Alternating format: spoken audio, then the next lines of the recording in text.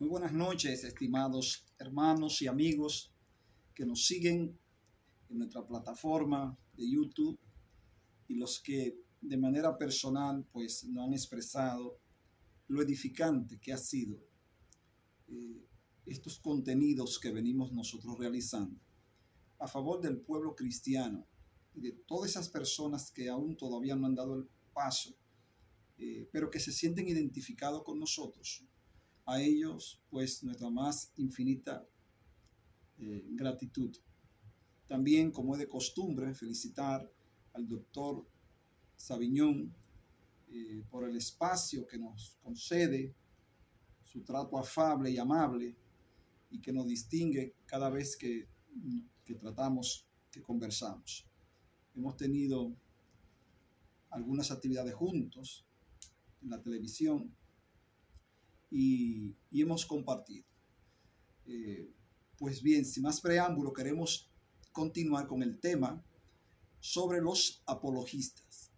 Ya dijimos que estos hombres de Dios cultos, ante el atropello, las vejaciones, las humillaciones a las que eran sometidos los cristianos del siglo II y III, pues se levantaron en defensa y van a comenzar a explicar de manera racional lo que esos cristianos practicaban y creían. Sí, es un cristianismo racional, desde un punto de vista filosófico. Para algunos esto fue un error, para otros fue la forma de que el evangelio o el cristianismo pudiera alcanzar a aquellos que también tenían conocimientos seculares. Nosotros no nos oponemos al secularismo, por eso damos gracias a las universidades y a la Universidad Shalom, que ha abierto sus puertas para que todo el mundo pueda acceder al conocimiento de la palabra de Dios y puedan tener argumentos sólidos al momento de defender la fe cristiana. De manera que estos hombres cultos van a hacer defensa de la fe cristiana ante los vejámenes a los que eran sometidos los cristianos. Entonces nosotros vamos a ver en esta noche de manera paralela algunos de los criterios más contundentes, los argumentos más contundentes que esgrimieron los apologistas para defender su fe. ¿De quiénes? De aquellos que lo confrontaban. Otros pensarían si estos apologistas eran verdaderos cristianos o si eran verdaderos defensores de la fe. Es un asunto que lo estaremos mirando y profundizando al mismo tiempo. De todas formas, sí queremos alentarlo a que usted pueda, en este caso, pues reflexionar con nosotros este tema de los apologistas. Ya dijimos que es un apologista, es un defensor, es un racionalista o uno que explica de manera racional la fe cristiana. Apologista viene del griego, que significa razón o discurso. Eso es un apologista, o ese es el término apologista en este caso. Entonces nosotros vamos a ver el contraste entre la fe cristiana y la cultura pagana. Hoy es la misma situación, pero obviamente en contextos diferentes. Se ve las prácticas del cristianismo un poco radicales, confrontativas. Se ve el cristianismo como distante de la realidad que vive el mundo. Por eso personas en otros tiempos decían: yo no acepto el cristianismo o no me convierto al cristianismo. ¿Por qué? Porque los cristianos siempre van por la vía contraria. Y ya ustedes saben las problemáticas que tenemos con algunas agendas a nivel global, a nivel mundial, que se están imponiendo en los países. Entonces, ante esa situación, ¿cuál debe ser la posición de los cristianos? ¿Cuál es la posición de los apologistas del siglo XXI, del siglo XXII? Si llegamos, obviamente no llegaremos. ¿Cuál va a ser la posición de los apologetas de este tiempo? Porque también tenemos cosas que resolver. Ya no si los cristianos son personas decentes o son bárbaros o son personas ignorantes, ya ese no es el tema. El tema es cómo esos grupos tratan con muchas formas y con muchos recursos de imponer agendas en algunos países. Entonces, ante esa situación, se necesita una iglesia con los pies en la tierra, aunque corazón y mente en el cielo. Pero hay cosas que la iglesia de este tiempo tiene que defender, así como lo hicieron esos mártires que enfrentaron a todo el mundo y explicaron, porque ya le dije al principio, el cristianismo vino para rescatar el hombre que estaba perdido, rescatar la sociedad, crear una nueva base de convivencia pacífica, honesta y amigable entre todos los seres humanos. El evangelio no vino a descalificar a nadie. No, todo lo contrario, el evangelio que viene a incluirnos a todos en ese programa salvífico que se estableció en la mente de Dios y que se ejecutó en la cruz del Calvario. Entonces, vamos a ver estos puntos que lo considero importantes sobre la fe cristiana y la cultura pagana que está dentro del tema de los apologistas. Puesto que se le acusaba de ser gente bárbara, ya explicábamos eso, e inculta, los cristianos del siglo II se vieron obligados a discutir la cuestión de las relaciones entre su fe y la cultura pagana. Naturalmente, dentro de la iglesia, todos concordaban en que todo aquello que se relacionara con el culto de los dioses debía ser rechazado.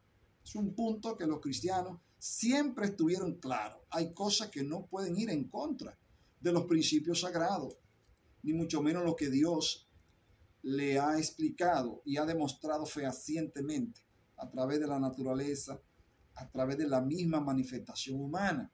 Si contra esas cosas nosotros no podemos ir en contra. Entonces, esto debía ser rechazado, el asunto de la adoración a los dioses. Eso es un punto fundamental de los apologistas, que es una base también fundamental del paganismo y del imperio que practica todas esas religiones. Si la practica, la recrea. Sí. Para los paganos, el César viene siendo también una extensión de la autoridad de Dios para los paganos. Y los gobernantes se sienten muy halagados cuando todo un pueblo lo ve a ellos como una deidad viviente. Si políticamente ellos se sienten muy bien. Entonces, los cristianos chocaban diametralmente a esa situación, se oponían. Aunque ellos reverenciaban al emperador, aunque ellos le pagaban los impuestos, lo que ellos entendían que el emperador no era un dios. Entonces, vamos a ver quién de esos dos grupos era que tenía la razón, si quién estaba en lo correcto. Entonces, ya eso lo sabemos, se le acusaba de ser rechazado por ser gente bárbara e inculta. Los cristianos del siglo I, por ejemplo, y del segundo, se vieron obligados a discutir la cuestión de las relaciones entre la fe y la cultura pagana. Recuerden que son tiempos, siglo II, donde el concepto religioso, el concepto teológico predomina sobre todas las sociedades del momento. No ha venido una etapa donde el racionalismo pues contribuye al desarrollo social, económico, político, sino que todo está basado específicamente en un pensamiento religioso. Entonces, en esa tesitura, en la iglesia todos concordaban, estaban de acuerdo en que todo aquello que se relacionara con el culto a los dioses debía ser rechazado. Y por esa razón, los cristianos no participaban. Y hasta el día de hoy, muchos no participamos. El mundo ha entrado en otro proceso, obviamente. No participan los cristianos en muchas de esas ceremonias civiles en las cuales se ofrecían sacrificios y juramentos a los dioses. También se les estaba prohibido a los cristianos ser soldados, en parte porque podían verse obligados a matar a alguien y en parte porque los soldados se les requerían hacer juramento de fidelidad al César y a los dioses. Aunque muchos cristianos fueron al ejército, ya tenemos ahí esos dos grandes grupos militares, esas dos grandes legiones, la legión tebana y la legión fulminata. Me gustaría que lo anotaran ahí, legión tebana y la legión fulminata. Los cristianos fueron al ejército. Ciertamente tenían el cuidado de no asesinar personas, obviamente, pero estaban ahí. O sencillamente, esas legiones, debo tal vez corregir, se hicieron cristianas. En el caso, es decir, tal vez los cristianos se negaban, pero muchas veces esas legiones que asesinaban y torturaban a los cristianos, ellos terminaban siendo cristianos. Muchos de ellos terminaron siendo cristianos y tenemos esas dos grandes legiones, la legión fulminata y la legión tebana. Entonces, ese es un debate. De igual modo, queridos hermanos, había muchos cristianos que pensaban que las letras clásicas no debían estudiarse, pues en ellas se encontraba toda suerte de superstición y hasta inmoralidad acerca de los dioses, cosa que se incluía ahí. ¿Sí? Muchas de esas inmoralidades que las vemos en la mitología griega, algunos filósofos entendieron y llegaron a la conclusión de que los filósofos habían interpretado esto para justificar sus propias desviaciones. Entonces, los cristianos se abstenían de mandar a sus hijos a estudiar la filosofía de los griegos, filosofía pagana, que en muchos de los casos fueron aporte, caso de Platón, de Aristóteles y de otros, aportaron significativamente al desarrollo humano e intelectual de su época y posteriormente. Para ser cristiano era necesario comprometerse al culto al único Dios y de Jesucristo. Cero César y cero otros dioses. Y cualquier concepción en sentido contrario equivalía a renegar a Jesucristo, quien a su vez renegaría del apóstata en la posteridad. Es decir, es una situación en que los cristianos se encontraron. ¿Okay? Por eso veíamos en la clase de las persecuciones, está colgada también en la plataforma, cada una de las persecuciones y las áreas que estas persecuciones pues incurrían, ¿no? O afectaban. Entonces, es claro, esta situación no lo podía ver como que se entrampa, ¿no? Pero al mismo tiempo que todos concordaban, todos los cristianos concordaban la necesidad de abstenerse de la idolatría. No todos concordaban en cuanto a la postura que debían adaptarse ante la cultura clásica pagana. Esa cultura incluía la obra y el pensamiento de sabios tales como Platón, ya lo dije, Aristóteles, y los estoicos cuya sabiduría ha recibido la admiración de muchos hasta nuestros días. Es decir, muchos filósofos habían racionalizado, habían planteado la cosa correctamente.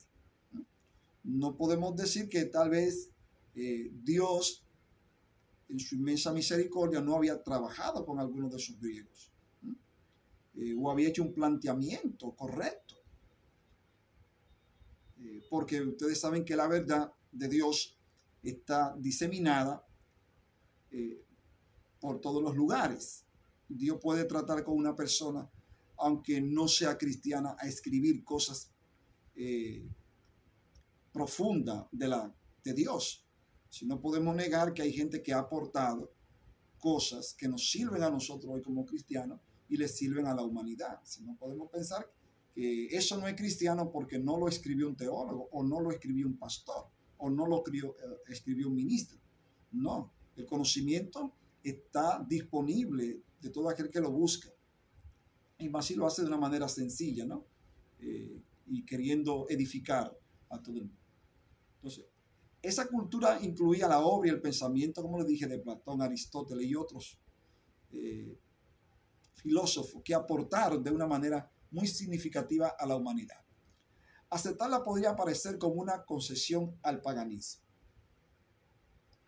y como el comienzo de nuevas idolatrías. Ante esta alternativa, los cristianos del siglo II y III siguieron dos caminos. No nos queda de otro. Es el caso de muchos padres que son cristianos, pero tienen que mandar a sus hijos a una universidad pública, universidad que no es cristiana.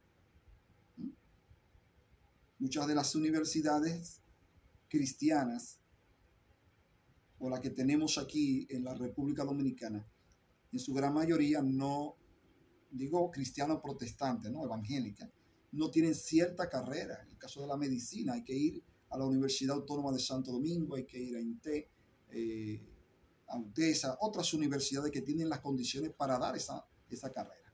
Entonces los hermanos tienen que ir a la universidad pública a formarse.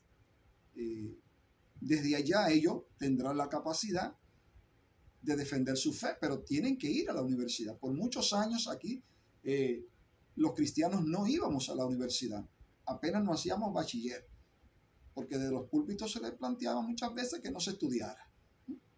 Pero llegó un momento en que la misma situación del individuo, sus propias aspiraciones, lo hacían que fuera a la universidad. Y tal vez muchos de ellos abandonaron el camino porque no hubo una sabia dirección. Entonces, hoy tenemos las universidades llenas de hermanos cristianos. En todas las áreas hay cristianos. En el derecho, que muchas veces se criticaba, cuando se decía, no, un cristiano no puede estudiar derecho porque los abogados mienten. Oiga, qué cosa. Entonces, hoy tenemos en todas las universidades que tenemos en el país, tenemos cristianos y graduándose y con muy buenas calificaciones. Pero eso no se veía así tal vez en el primer y el segundo siglo. Ciertamente siempre ha habido gente visionaria que sí vio que el cristianismo podía cohabitar con la filosofía griega, claro, tomando lo más esencial de la filosofía griega que se pudiera adaptar al cristianismo, que fueran lo más lógico, que fuera lo más sano, lo más correcto, ¿no? Entonces, surgen estos personajes tan interesantes que son los apologistas que dicen, sí, es posible una combinación. Y me viene a la mente una expresión utilizada por San Vicente, un santo católico, cuando él decía, me gustaría que el hombre de ciencia se acercara a la fe y que el hombre de fe se acercara a la ciencia. Entonces, que hubiera esa combinación, esa igualdad, porque hay personas que entienden que ser cristiano es lo opuesto a ser un profesional excelente, un científico en cualquier área. Y una cosa no tiene que ver con la otra. Ellas se complementan. Usted puede ser el mejor cirujano plástico del mundo y ser un cristiano profesante y estar en su iglesia. Entonces, algunos intelectuales, filósofos de esos siglos, entendían que sí podría explicarse y que sí se le podía dar una connotación cristiana de la óptica de la filosofía, que se le podía dar esa explicación. Entonces, lo que los cristianos algunos no estaban de acuerdo era con el asunto de la idolatría, con el asunto de dar tributo al César. Por una parte, algunos no veían sino una oposición radical entre la fe cristiana y la cultura pagana. Estamos hablando de cultura, obviamente, que implica todas las manifestaciones de los seres humanos para su sobrevivencia. Cultura es todo lo que hacemos. Cultura es cómo hablamos, cultura es cómo vestimos, cómo pensamos la religión. La cultura lo abarca todo, ¿no? Es un proceso de formación que no termina, ¿no? Cultura es todo lo que el hombre hace para su sobrevivencia. Entonces, se estaba en la posición radical entre la fe y el paganismo. Esta postura fue expresada a principios del siglo III por Tertuliano, en una frase que se ha hecho famosa y que muchos de nosotros tal vez pues, la vamos a ver como un poco disidente. Decía Tertuliano, ¿qué tiene que ver Atenas con Jerusalén? ¿O qué tiene que ver la academia con la iglesia? Fíjense, estamos hablando del siglo II. Hoy tenemos profesores impartiendo docencia en las más altas academias de este país y de otros. Claro, no es lo mismo, pero ya se veía que había una confrontación. ¿Qué tiene que ver Jerusalén con Atenas? ¿Y qué tiene que ver la academia con la iglesia?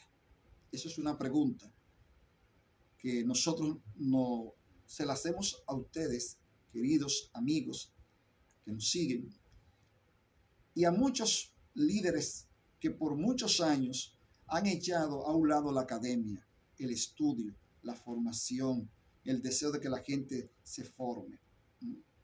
Estamos conscientes que muchos de esos hermanos que se convirtieron en el primer siglo, segundo, y nosotros mismos, cuando nos convertimos, cuando vamos a la iglesia, pues muchos de nosotros no teníamos la formación. Es la iglesia que nos va preparando, nos va abriendo puertas para que nosotros avancemos, pero otros llegan con sus licenciaturas, con sus maestrías, con sus doctorados, pero en el caso de nosotros llegamos tal vez con un bachillerato, y no un bachillerato de muy buena calidad. Entonces, gracias a la apertura de algunos cristianos dentro de la iglesia, te aconsejan, no, tú tienes que ir a la universidad, tú tienes que formarte, tú tienes que ser un maestro, tienes que ser un doctor. Claro, hubo un tiempo en la iglesia que eso no se decía. Y estamos viendo que en los primeros siglos la gente veía la academia como una amenaza a la fe.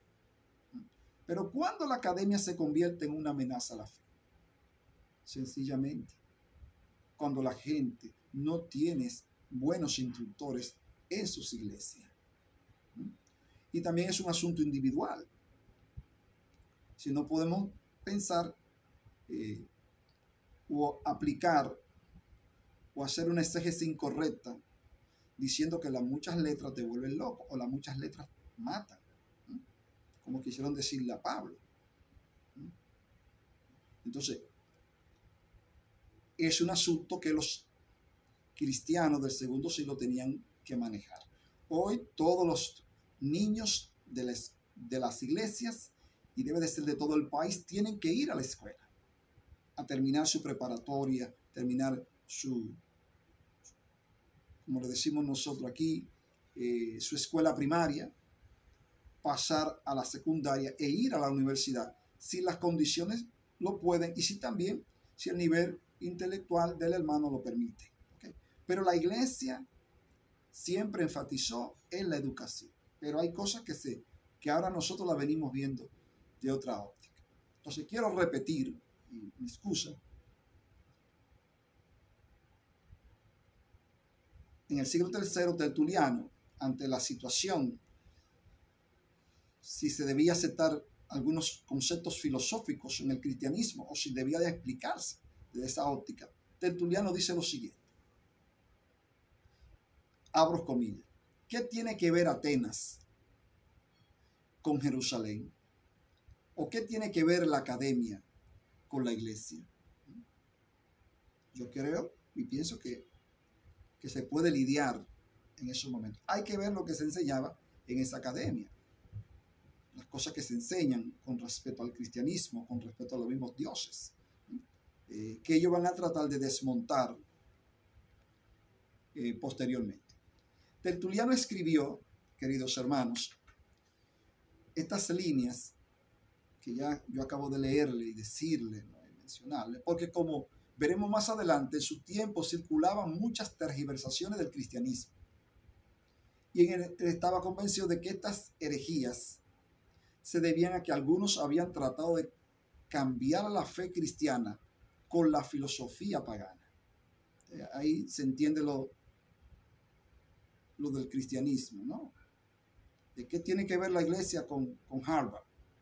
¿Qué tiene que ver la iglesia con los viajes al espacio? ¿Qué tiene que ver la iglesia con una buena construcción de un hospital? Tiene que ver. Está todo relacionado, aunque lo veamos a la distancia como que se oponen. Se debía a que algunos habían tratado de cambiar la fe cristiana por la filosofía pagana. Por eso reaccionan. Pero aún antes de que tales herejías constituyeran una preocupación fundamental para los cristianos, ya había quienes adoptaban una postura semejante frente a la cultura clásica. Como dije, siempre hay personas que están mirando más allá de la curva. Ok, dice, sí, ese hermano puede estudiar filosofía. De hecho, conocí un pastor que estudió filosofía en la Universidad Autónoma de Santo Domingo. Líderes que han hecho especialidad en psicología y que están bastante posicionados. Tenemos arquitectos, ingenieros, cosa que era imposible ver en los años 60 o 70, y no decirlo del 50, porque era prácticamente toda la población. Y el cristianismo se nutre de la población, obviamente, como todas las instituciones. Pero hoy es un lujo, es un orgullo, si se quiere, cuando un padre puede exhibir a su hijo egresado de una universidad y con honores. Entonces, Tertuliano, volviendo al caso, sale al frente y dice, bueno, esto es posible porque hay gente que quiere tergiversar. El evangelio no es filosofía, hermano, es importante que lo sepamos. El evangelio no es historia, no es economía, el evangelio no es matemática, el evangelio no es antropología. Sin embargo, el aporte que puedan hacer esta ciencia al fortalecimiento del evangelio es válido, porque cada cosa en su área, como dijo Pablo, y no quiero descontextualizar, aplicando lo espiritual a lo espiritual y lo material a lo material. Entonces, siempre hubo personas que dijeron, bueno, pues es posible que pudiéramos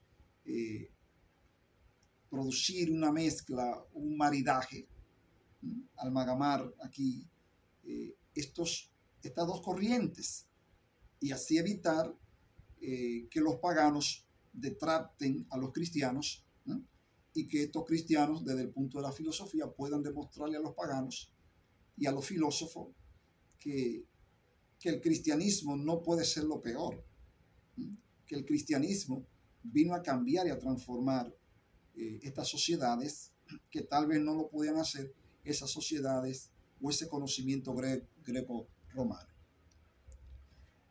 Quizás el mejor ejemplo de esto puede verse en el discurso a los griegos que compuso Tasiano. Tasiano es discípulo de Tertuliano, el más famoso discípulo de Justino, discípulo de Justino Mártir. Esta obra era un ataque frontal contra todos los griegos, todo lo que los griegos consideraban valioso. Tasiano lo va a enfrentar. Es importante el equilibrio, vuelvo y le digo, hermano, el equilibrio. Estamos en una era del conocimiento, de la inteligencia artificial, y tenemos que saber qué cosas son provechosas y qué otras cosas no son provechosas. Fíjense que el tiempo nos demanda a nosotros otro tipo de racionalidad. Ellos tuvieron aquella en el siglo II, pero hoy nosotros tenemos la inteligencia artificial, que de buena primera está dando respuesta a muchos problemas. Por lo menos lo está dando. El asunto es ponerlo en práctica, ¿no? Pero hoy estamos lidiando con una era de información, hermano, donde hay miles de libros que se editan diarios. Pasamos de la era de la información, de la informática a la información, a la era de la inteligencia artificial. Estos últimos 20 años del siglo XXI han sido extraordinarios. Entonces ahora tenemos que esta inteligencia puede hacer muchísimas cosas y puede dar explicaciones. De hecho, ya se habla de carreras que pudieran desaparecer producto de la inteligencia artificial. Estamos hablando de la robótica, como ya hay robots que pudieran ayudar a los enfermos. Calcule, deduzca, intuya. La robótica, muchas de las cosas que nosotros manejamos, un robot o la inteligencia artificial lo puede hacer en cuestión de segundos. Entonces, tenemos ese dilema los cristianos del siglo XXI. ¿Qué vamos a hacer con toda esta información que está fluyendo permanentemente y que también se tergiversa? Entonces, ¿cuál debe ser la posición de los cristianos? Yo creo que siempre será ir a la palabra de Dios, reflexionar, meditar y tratar de poner la cosa en contexto, ¿no? En armonía, sin que una cosa no afecte a la otra, ni que una esté por debajo de la otra, aunque sabemos que el conocimiento de Dios es supremo, es altísimo y siempre estará por encima de cualquier conocimiento humano. Entonces, Tasiano en el siglo II, famoso discípulo de Justino, escribe una obra atacando frontal contra todos los que los griegos consideraban valiosos y una defensa de los bárbaros. Los bárbaros, ya ustedes saben, los cristianos eran considerados bárbaros. Y el concepto bárbaro se emplea en distintas formas. Los griegos lo explican de una manera y los romanos de otra. Para los griegos, los bárbaros son los que no hablan el griego como ellos lo hablan. Sí, la forma elegante. Los griegos, cuando te escuchaban hablar griego y sabían que no lo hablaba correctamente, te tildaban de bárbaro. Ese es el concepto de los griegos para aquellos que no hablan correctamente el griego. Y para los romanos, un bárbaro no es más que una persona que está fuera del imperio, ¿okay? Que no pertenece al imperio romano. Ellos lo consideran bárbaros o extranjeros. Bárbaros, a todos los que hablaban como ellos. Consideraban bárbaros los griegos a todos los que no hablaban como ellos, como ya lo acabo de explicar, y por tanto, los primeros que Tasiano le echa en cara a los filósofos griegos, que ellos mismos no se han puesto de acuerdo en cuanto a cómo hablarse el griego, puesto que en cada región hablan de un modo distinto. Es una contraofensiva. Hay un griego que es regional, uno que lo hablan los filósofos, igual que el español. Hay un español que se habla de una forma en Cuba, de una forma en Santo Domingo, en Chile, en Argentina. Todos hablamos español, pero con tantas variedades. Entonces Tasiano le echa en cara a los griegos que también ellos tienen bárbaros, porque no todo el mundo habla el griego como ellos lo hablan. Así que en distintas formas hay una variedad de cómo se habla el griego. Además, dice Tasiano, esta gente que piensa que su lengua es la suprema creación humana, han inventado la retórica, que no es sino el arte de vender las palabras por oro, la conceptualización, la dialéctica, ofreciéndole al mejor postor, aunque con ello se pierda la libertad del pensamiento y se defienda la injusticia y la mentira. Eso está Tasiano atacando a los griegos. Todo lo que hay de valioso entre los griegos, prosigue Tasiano, lo han tomado de los bárbaros. Todo lo que ellos puedan tener, lo tomaron de los bárbaros, dice Tasiano. Y añade lo siguiente, y lo mismo puede decirse acerca de la filosofía y de la religión, puesto que los escritos de Moisés, aquí Tasiano va a tratar de poner el pensamiento del Antiguo Testamento, el liderazgo del Antiguo Testamento por encima del pensamiento griego. Es importante destacar que estos grupos, los judíos, son de las primeras civilizaciones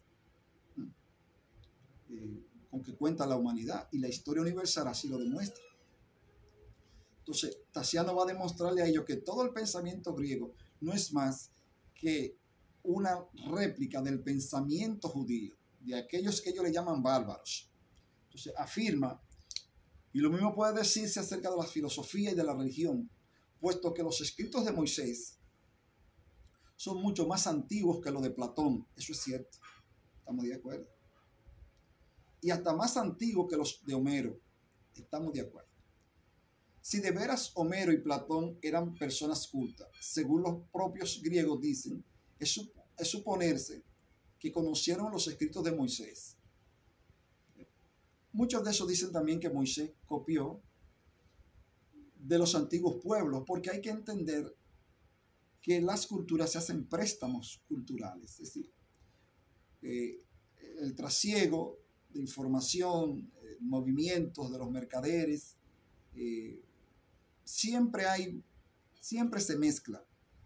Si cuando una sociedad o grupos están en la diáspora, asumen esa conducta de la diáspora.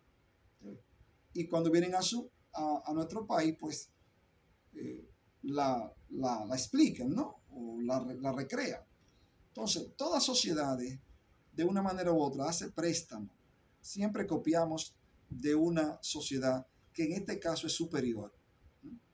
Porque ¿de dónde adquirieron los griegos y los romanos todo ese cúmulo de información, toda esa sabiduría? En parte se la debemos a Alejandro Magno, la expansión de Alejandro, ¿no? Y cómo vino a confluir todo ese pensamiento babilónico, todo ese pensamiento hebreo, ese pensamiento chino y de la India. Todo eso vino a confluir en parte en el Medio Oriente y en la Europa. Así ahí converge toda esa información. Entonces lo que Tasiano está diciendo es que Homero y Platón eran personas cultas, según los propios griegos dicen. Es de suponerse que conocieron los escritos de Moisés. Por tanto, cualquier coincidencia entre la cultura supuestamente griega y la religión de los bárbaros, los hebreos y cristianos, se debe a que los griegos han aprendido su sabiduría de los bárbaros. Pero en todo caso, lo cierto es que los griegos, al leer la sabiduría, plantea Tasiano, de los bárbaros, no la entendieron y por tanto adulteraron la verdad que los hebreos conocían. Por tanto, la supuesta sabiduría griega no es sino un pálido reflejo de una caricatura de la verdad que Moisés conoció y que los cristianos ahora predican, echando por el suelo el pensamiento griego. Dice que los griegos no entendieron a Moisés. Eso es Tasiano en ese discurso en defensa de los cristianos. Entonces, acerca de los dioses, Homero y los demás poetas griegos cuentan cosas dignas de vergüenza.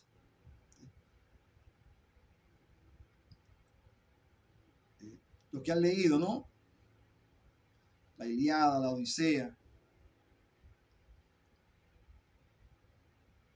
Dice que ahí se cuentan cosas indignas de vergüenza, pues entre ellos se practica la mentira, el adulterio, el incesto, el infanticidio. ¿Cómo entonces se ha de pedir que honremos a tales dioses?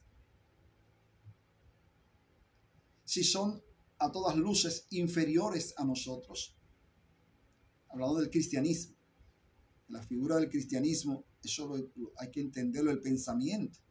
Hermano, tenemos muchas congregaciones y el cristianismo muchas veces se ha ido distorsionando porque la gente está salva, pero la gente no tiene toda la información, tal vez no está bien educada. Entonces, lo que se hablaba de un cristianismo en el siglo II es de una persona que no miente, es una persona que no adultera, es una persona que vive una vida correcta. Por eso estos filósofos están defendiendo eso. Fíjense que en el cristianismo y en este país lo reconocen grandes líderes políticos. La iglesia evangélica siempre ha hecho énfasis en el respeto, en la solidaridad, en la pulcritud, en la honradez. Porque no le podemos dar el púlpito a cualquiera que se pare ahí. Hay políticos en este país que lo han confesado, que han visto esos parámetros de honradez, de honestidad en los cristianos. Muchas cosas se pierden. No podemos juzgar a un cristiano porque tenga una baja, una falta por toda una congregación, porque eso también sería un extremo. Pero aquí Tasiano está hablando de que esos cristianos, a diferencia de esos dioses, viven vidas impecables. Vidas impecables. Por último, añade Tasiano, no olvidemos que muchas de las esculturas que los griegos adoran son en realidad estatuas de mujerzuelas, dice Tatiana, prostitutas, a quienes los escultores tomaron por modelos. Sí, no pueden ser dioses, pues son prostitutas, es una imagen de una prostituta. Eso es confrontando el pensamiento de los griegos que atacan a los cristianos de inculto. Sí, esos incultos son estos, que están adorando una estatua de una diosa que en el fondo todo el mundo sabe que era una prostituta. A quienes los escultores tomaron, repito, por modelo. Por tanto, los mismos griegos que critican a los cristianos por ser de baja clase social, en realidad adoran a gente de la misma clase. Punto. Tatiano está dando la diana. No hay forma de cómo refutar ese discurso. Recuerden que estos filósofos viven en medio de la sociedad cristiana. No hay manera de cómo contrarrestarlo, lo están mirando. Sí, una autoridad no me puede a mí demandar seriedad cuando en el fondo es un corrupto el que está dando la orden. En este caso, los cristianos no pueden adorar a esos dioses porque esos dioses son realmente gente execrable. Entonces, son de la misma condición que ellos mismos. Fíjense lo contundente del discurso. Pero no todos los cristianos adoptaban esa postura totalmente negativa entre la cultura pagana. Como les dije, siempre hay sectores que no son tan frontales. El más claro ejemplo de una actitud mucho más positiva hacia esa cultura la tenemos en Justino, el maestro de Tatiana. Fíjense, Justino, tal vez con otro nivel de conocimiento, porque por eso es que tenemos que reflexionar sobre la historia, hermano. Miren cómo la iglesia está dando respuesta a un problema y cómo ese enfoque de los dos grupos es tan importante. Una persona que llega a la iglesia se convierta tal vez con una situación y algunos dicen, no, apártenlo. Y otros dicen, no lo aparte, añádanlo. Denle participación en la iglesia aún en esa condición. Sí, ese enfoque balanceado es importante en todas las sociedades. Y ahora más en las iglesias, que está llegando gente con tatuajes, gente con muchas cosas. Y no es necesario hacerle una iglesia aparte. Lo correcto es vivir y convivir con ellos hasta que Dios complete la obra en sus vidas, porque usted y yo no la vamos a completar.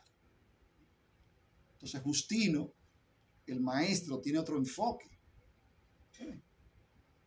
Llega una persona a la iglesia, hay iglesias que no usan prendas, no la usan, porque la consideran pecado.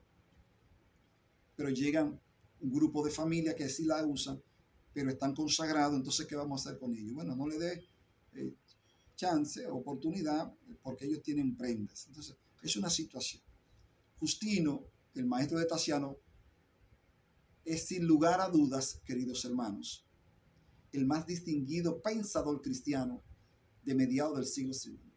Justino no lo va a enfrentar como lo hizo Tatiano, su discípulo, sino que buscará la manera de cómo hacerlo de una forma, de una óptica de la filosofía, de darle una connotación de más altura al problema. Antes de hacerse cristiano había estudiado las diversas filosofías, eso lo dijimos en la clase pasada, que en su época se ofrecían como más acertadas, la pitagórica, con los estoicos. Tenía un maestro estoico que no sabía absolutamente nada, sino cobrarle el dinero, porque Justino venía de una clase pudiente, pudo tener diferentes maestros. Entonces los pitagóricos pues le enseñaron, y los estoicos también, pero aún seguía esa inquietud en lo más profundo de su corazón, y esa inquietud filosófica, esa inquietud, ese vacío existencial, que en su gran mayoría todos lo tenemos y que es llenado cuando llegamos al Evangelio, ¿no? Ese vacío, esa preocupación. Entonces, había recorrido toda la filosofía de su época, obviamente. Se ofrecían con más aceptadas y habían llegado por fin a la conclusión de que el cristianismo era la verdadera filosofía. Esa es la conclusión a la que llega Justino. ¿Qué es la filosofía? Bueno, es el amor al conocimiento, es la explicación racional de los fenómenos.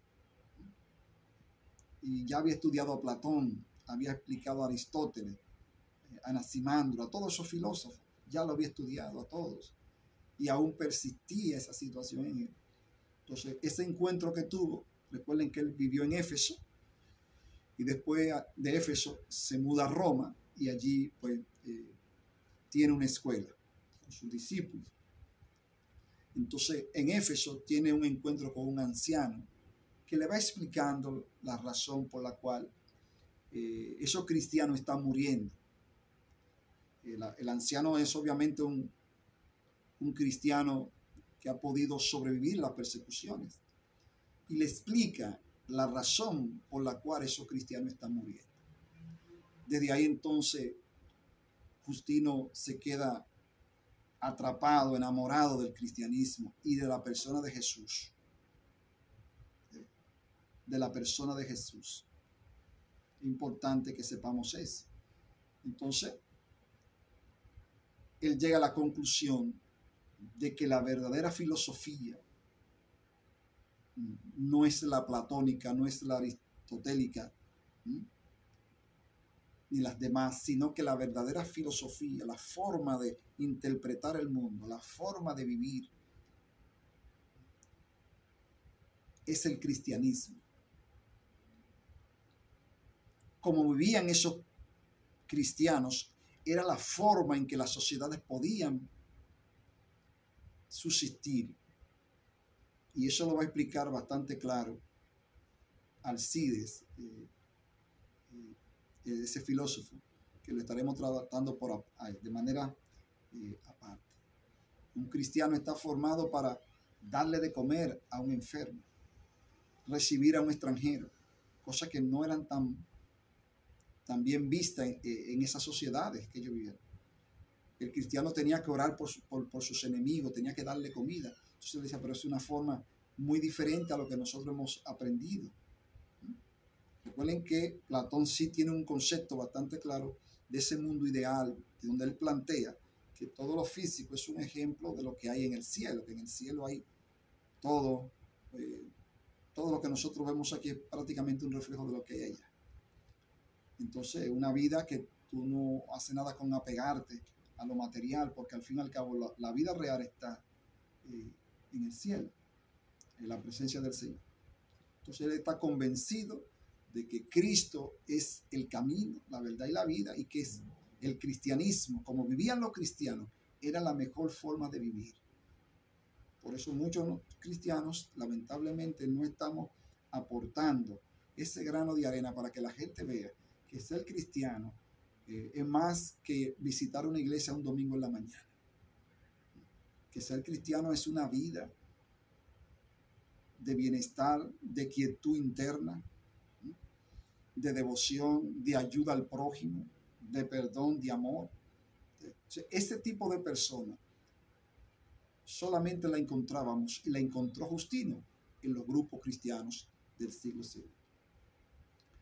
Al convertirse al cristianismo, Justino no dejó de ser filósofo. Ya le dije, siempre anduvo con su toga de filósofo. Usted es abogado, hermano, póngase su toga de abogado. Es médico, póngase su pijama de médico. Es ingeniero, póngase su ropa de ingeniero.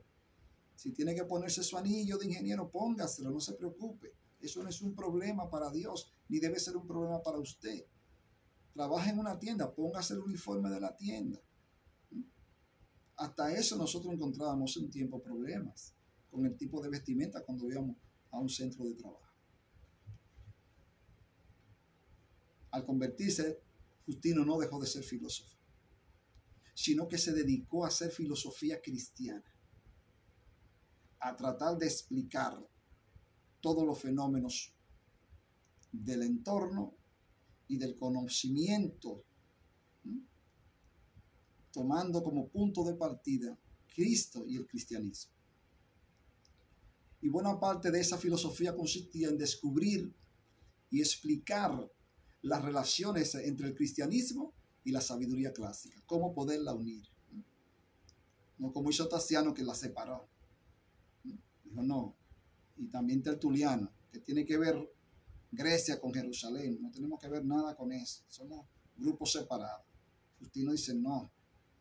Hay algo del cristianismo que está allá y hay algo de ellos que nosotros tenemos que tener. Si esa sabiduría de los griegos, esa filosofía, alguien tuvo que dársela. Entonces, el que se la dio a ellos es el que nos la ha dado a nosotros. Entonces, trató de relacionar el cristianismo con la filosofía clásica. Por lo tanto, queridos hermanos, Justino no albergaba hacia esa filosofía los mismos sentimientos radicalmente negativos de sus discípulos tasianos. Eso ya lo hemos dicho. No. Justino tiene otra perspectiva de la filosofía. Esto no quiere decir, sin embargo, que Justino se haya comprometido su fe o que fuese cristiano de escasa convicción. No. Él murió como mártir. Pero si alguien en el mundo está diciendo algo que es correcto, nosotros no podemos decir eso es diabólico. No, tenemos que ir y decir perfectamente eso que él está haciendo es así. No importa la secta que sea, no importa el grupo que lo diga, si es correcto lo que está diciendo y Dios da testimonio de eso, eso hay que aplaudirlo. Entonces, Justino no negó su fe. No negó su fe. Que puede ser, reitero y me excusa, el más grande intelectual de la Biblia. Y eso no significa que usted no vaya a una actividad social y que comparta con otras personas que no sean cristianos. Todo lo contrario, usted es la luz en medio de esas tinieblas. Entonces, no que haya comprometido su fe o que fuese un cristiano de escasa convicción. Pues cuando le llegó el momento de testificar de Cristo ante las autoridades imperiales, lo hizo con toda firmeza y por tanto la posteridad le conoce con el honroso nombre de Justino Mártir. Fíjese, eso una cosa no quitó la otra. Muchos que no practicaban la filosofía, cuando llegaba el momento de la persecución, lo negaban a Cristo. ¿Sabe? Lo negaban. Por eso nosotros, si entra un intelectual, si entra una persona, un catedrático a nuestra iglesia, démosle el lugar que le corresponda. Hay iglesias que si el hermano se expresa bien o está en la universidad, lo ponen hacia atrás, no le permiten el avance. Miren qué contradicción en este tiempo actual. Sin embargo, Justino Mártir dijo, no hay problema, venga la filosofía, vamos a buscarle la forma. Justino murió como mártir. Fue martirizado y después asesinado con un grupo de sus discípulos. Mientras otros, cuando le llegó la hora para testificar de Cristo, dieron la espalda o hicieron el sacrificio al César. Porque no es la forma, es lo que es el fondo, es lo que tengamos en nuestros corazones, lo que va a determinar posteriormente si somos o no somos de Cristo. Ese es el corazón que tenemos, esa determinación. Triste muchas veces cuando un hermano está disertando de manera elegante, alguien dice, habla muy bonito, Dios no quiere palabras bonitas. No, hermano, es simplemente formación que Dios le permitió a ese hermano que avanzara y que lamentablemente todos no tenemos la misma suerte. Entonces, él murió como mártir. Justino ve varios puntos de contacto entre el cristianismo y la filosofía pagana. Los mejores filósofos, por ejemplo, hablaron de un ser supremo que se encuentra por encima de todos los demás seres. Pero también los aborígenes de Santo Domingo, también los aborígenes, por mencionar un dato, los aborígenes de América del Sur, de América del Norte, siempre vieron entre todas las deidades un ser superior. Okay. Aunque nosotros decimos que eran politeístas, porque adoraban diferentes dioses, siempre esas civilizaciones o esas sociedades aborígenes siempre vieron que había un Dios superior por encima de todo el mundo o de los demás dioses. Entonces Justino ve que varios puntos de contacto entre el cristianismo y la filosofía pagana. Los mejores filósofos, por ejemplo, hablaron de un ser supremo que se encuentra por encima de todos los demás seres, del cual todos derivan su existencia. Sócrates y Platón sabían que existe la vida allende de la muerte física. Es Platón que lo explica en su obra El Timeo, que está en la República. Es importante que usted lo lea, El Timeo, donde Platón da una explicación del origen del universo. Importante que usted lo lea, lo reflexione, que muchas de estas cosas posteriormente algunos grupos la van a sacar de contexto para hacer daño, como siempre sucede. Pero es Platón que dice en una de sus frases: al salir de esta vida se encuentran dos caminos, uno que conduce al eterno suplicio y al tormento eterno de aquellos que vivieron vidas disolutas. El segundo camino es aquel que conduce a la gran mansión de Dios, donde hombres llevaron vidas divinas en cuerpos humanos. Más o menos parafraseando. Si al salir de esta vida se encuentran dos sendas, uno que conduce al eterno suplicio y uno que conduce a la presencia de Dios. Eso es Platón que lo dice. Eso Platón lo plantea. El concepto de una vida eterna, de una vida espiritual, de una vida con Dios. Ya Pablo había hablado de eso. Pero Platón fue primero que Pablo, ¿no? Entonces, esta concepción de ese mundo espiritual, Platón la tiene. Y muchos de esos filósofos también tuvieron ese pensamiento espiritual de una vida allende de la muerte física. No sabía que había una muerte física, pero que después de esta vida hay vida eterna. Los platónicos sabían eso, o lo habían planteado. Y Sócrates mostró la fuerza de esa creencia en su muerte ejemplar. Platón también sabía que este mundo no agota toda la realidad, sino que hay otro mundo de realidades eternas. Fíjense, hoy nosotros hablamos de vida eterna, pero ya Platón, 5 siglos antes de Cristo, está hablando de una vida eterna y espiritual. Entonces, Justino dijo, pero esto está en las cartas de Pablo. Esta vida eterna, este mundo espiritual, yo lo veo en las cartas de Pablo. Entonces, de una manera u otra hizo la conexión entre esos dos pensamientos. En todo esto, queridos hermanos, los filósofos tenían razón. Justino no está completamente de acuerdo con ellos, puesto que él sabe, por ejemplo, que el centro de la esperanza cristiana no es la inmortalidad del alma, sino la resurrección del cuerpo.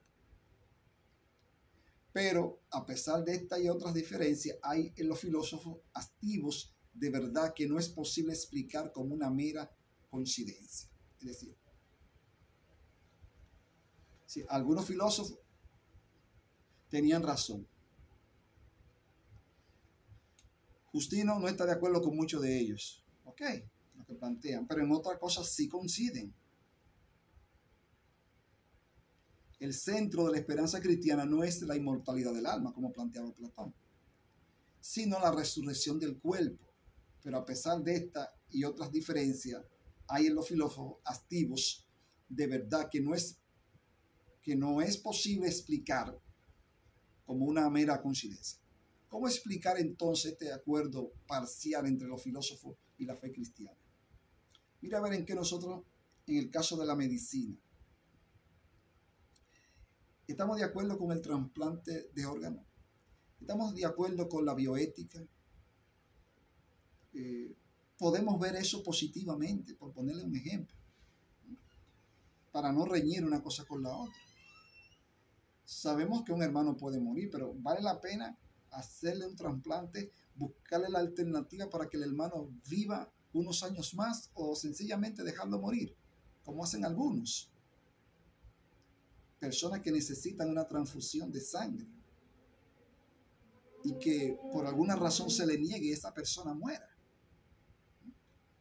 Entonces, necesitamos la racionalidad de la fe y la ciencia en este caso. ¿Cómo explicar entonces este acuerdo parcial entre los filósofos y la fe cristiana? Justino lo explica acudiendo a la doctrina del logos. Importante que veamos esto, la doctrina del logos. ¿Qué significa logos? Palabra. Es un término griego que significa palabra, como razón. Según los filósofos griegos, todo lo que nuestra mente alcanza a comprender, lo alcanza porque de algún modo, queridos hermanos, participa del logo o razón del universo. Es decir, 2 y 2 son 4. Cuando nosotros decimos 2 y 2 son 4 es porque en alguna parte del universo eso es una realidad. Nuestra mente alcanza a comprender o alcanzar por qué de algún modo participa el logos o en esa razón. ¿Por qué usted sabe que tiene la razón? ¿Por qué los científicos dan con el problema muchas veces? ¿Por qué usted sabe que eso es razonable y que eso es así?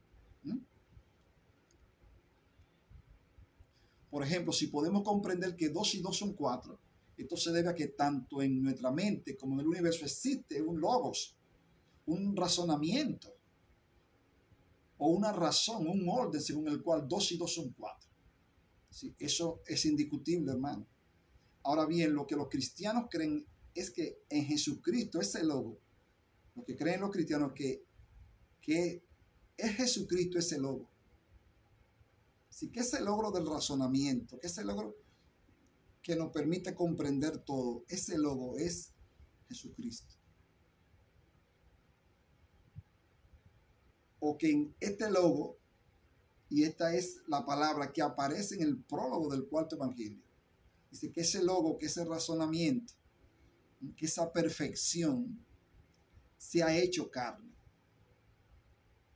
Ahora bien, les repito, los cristianos creen es que en Jesucristo ese logo ya es la palabra que aparece en el prólogo del cuarto evangelio y se ha hecho carne. Lo que Juan 1.14 nos dice es que la razón fundamental del universo, el verbo o palabra logos de Dios, se ha hecho carne. Es decir, que ese razonamiento de Dios, esa sabiduría como Dios creó el mundo, esa sabiduría se hizo carne y que esa sabiduría es Cristo. Esa es la explicación. Y es también la explicación que le da Platón en el Timeo. Podríamos precisar también. ¿Okay? Que esa razón de Dios se encarnó en una persona que es Jesucristo. ¿Okay? Entonces en Él tenemos todas las explicaciones. El propio Evangelio de Juan nos dice que este mismo verbo o logos es la luz que alumbra a todo aquel que viene a este mundo. Esto quiere decir que Él es la fuente de todo conocimiento. Si cuando nosotros vamos a Cristo encontramos toda la fuente del conocimiento para nuestra vida, para la sociedad, cómo Él actuó, cómo Él se condujo, cómo Él vivió, sin pecado, sin falta, una vida inmaculada. Entonces, ese es el modelo a seguir. Esto quiere decir que Él es la fuente de todo conocimiento, hablando del logos, Cristo, que quiere decir que Él es la fuente de todo conocimiento verdadero, aún antes de su encarnación. Ya Pablo había dicho en 1 Corintios 10:1-4, que los antiguos hebreos no habían creído en otro, sino en Cristo. Pues de un modo misterioso, Cristo se le había revelado aún antes de su encarnación. Ya Pablo había dicho en 1 Corintios 1:10 esa situación, que los antiguos hebreos no habían creído en otro sino en Cristo, pues de un modo misterioso Cristo se le había revelado antes de su encarnación. Ahora Justino añade que entre los paganos también ha habido quienes conocieron el mismo verbo o logo, que eso que iluminó a los judíos, que se les reveló a los patriarcas, también ese logo se le ha revelado también a los paganos. O entre los paganos hay algunos de ellos que también Dios se les reveló.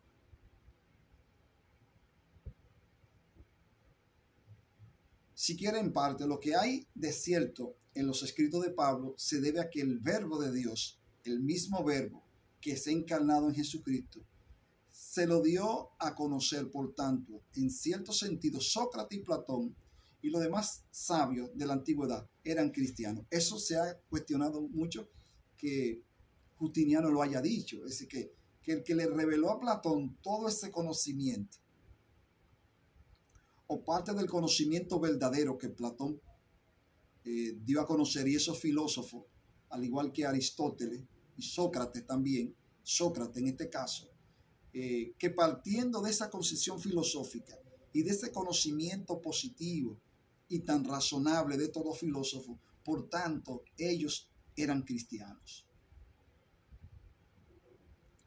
Pues su sabiduría, dice Justiniano, le venía de Cristo, aunque solo conocieron al Verbo parcialmente, mientras que nosotros los cristianos le conocemos ahora tal cual es, en virtud de su encarnación, de su vida entre nosotros. Qué importante podríamos decir de esto.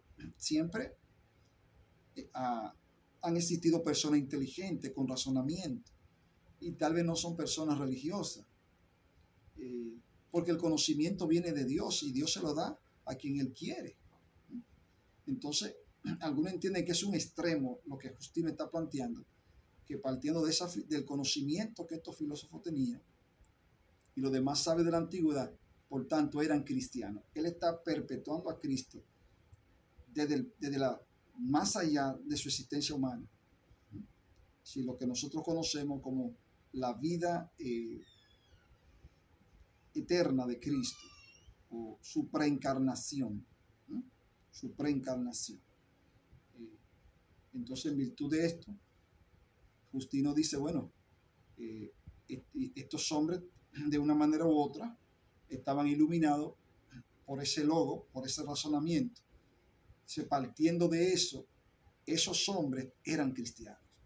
Es una palabra lapidaria, ¿no? Ahora dice, nosotros lo conocemos porque ya conocemos de su encarnación. De este modo, Justino ha abierto el camino para que el cristianismo pueda reclamar cuánto de bueno puede encontrar en la cultura clásica. Abrió el camino tratando de decir que estos hombres también fueron iluminados por Cristo y por tanto son cristianos. Esto pudiera venir a aplacar de una manera u otra la persecución, cosa que no la detuvo, hay que decir, ¿no? Aunque ya estos apologistas están haciendo una defensa desde el punto de vista filosófico y del razonamiento, de la razón. Aún a pesar de haber sido una cultura pagana, siguiendo su inspiración, Justiniano, pronto hubo otros cristianos que se dedicaron a construir puentes entre su fe y la cultura antigua. Comenzaron a ver esa cultura como antecedentes del cristianismo, a ver lo bueno que tenían. Y muchas veces cuando estudiamos otras civilizaciones, vemos cosas maravillosas, cosas muy importantes sobre la justicia. Y uno dice, bueno, pero estos no eran hebreos, pero cuando razonamos sobre la justicia y el código de Hammurabi, la cosa que encontramos, Dios siempre ha existido, hermano. Dios siempre ha estado por encima de todo. Dios domina sobre todo. Si cuando se da la salida de los hebreos de Egipto, también otros pueblos Dios le dio la libertad. Entonces, Dios es el Dios de todo el mundo. El conocimiento de Dios alcanza a todo el mundo. Entonces, muchos de los cristianos comenzaron a establecer puentes entre la filosofía romana o griega o pagana y el cristianismo, viendo las cosas en que podían coincidir. Pero su obra y los peligros, esto obviamente va a acarrear algunos peligros. Nosotros hemos llegado a la parte final de este tema, que es sobre los apologistas. Hoy hablamos sobre Justino Mártir, ¿no? y Tasiano, su discípulo. Entonces, en una próxima entrega nosotros estaremos hablando sobre los argumentos que ellos esgrimían, los apologistas. Ya vimos a Justino plantear, ¿no?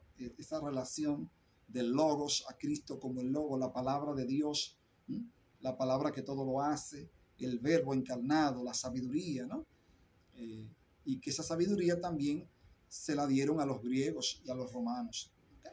Entonces, vamos a ver en la próxima entrega queridos amigos y queridos hermanos, sobre los argumentos de los apologistas. ¿Okay? Estamos tratando el tema también de los grandes héroes de la fe. Y ahí están estos intelectuales cristianos defendiendo a los hermanos cristianos y defendiendo la fe con mucha altura y con mucha gallardía. Dios le bendiga, Dios le guarde, es nuestra oración, es también nuestro deseo.